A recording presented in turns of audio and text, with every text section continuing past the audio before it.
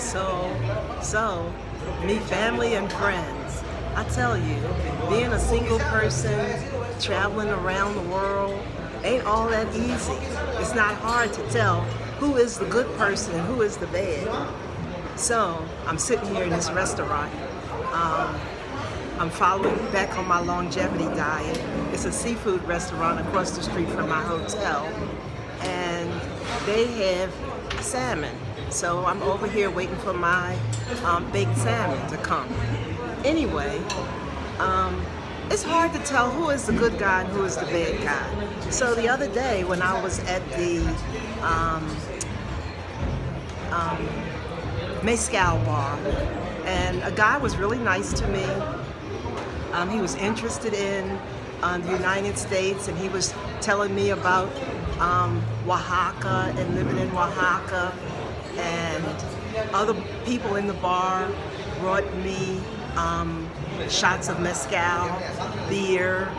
I met an American lady who's here with her son for a while, and I wound up staying in the bar later than I expected and drinking more mezcal than I expected.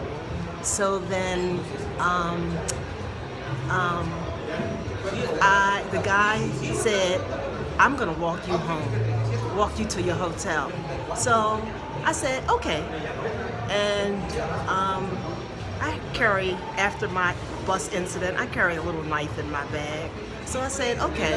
So I'm glad he did walk me home, because all the stores were closed and they put down this grate in front of the stores, and I couldn't tell, all my landmarks were covered up with these steel grates, and I just didn't know where I was, and I couldn't find my street. I know the name of my street.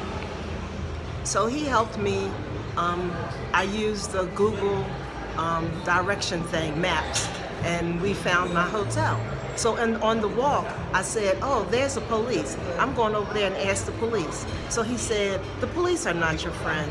The police are bad guys." He said, "After nighttime, there are bad guys here, and we're trying to talk back and forth through the translator."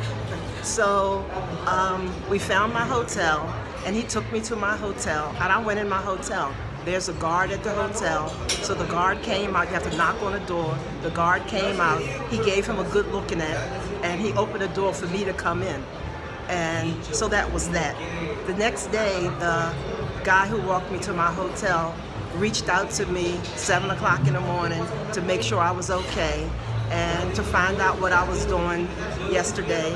And because he said he wanted me to meet his family, well, I had a trip to go on.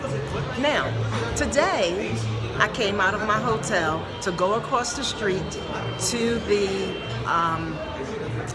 restaurant. Across from my hotel is this trailer where have the municipal police, and there are 2 police that are in there all the time, just watching things. So when I came out of my hotel, one of the police waved me over to him, and I thought he was coming over, calling me over to tell me something, maybe tell me about safety or something like that.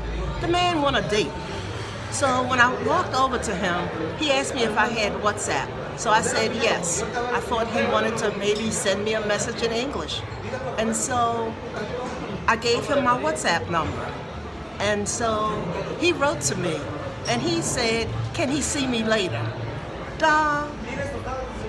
Looked like he about 45 or 50. Look at me. Well, can he see me later? So I wrote back to him in WhatsApp and said, "No, you're the police, and I expect you to keep me safe when I come in and out of my hotel."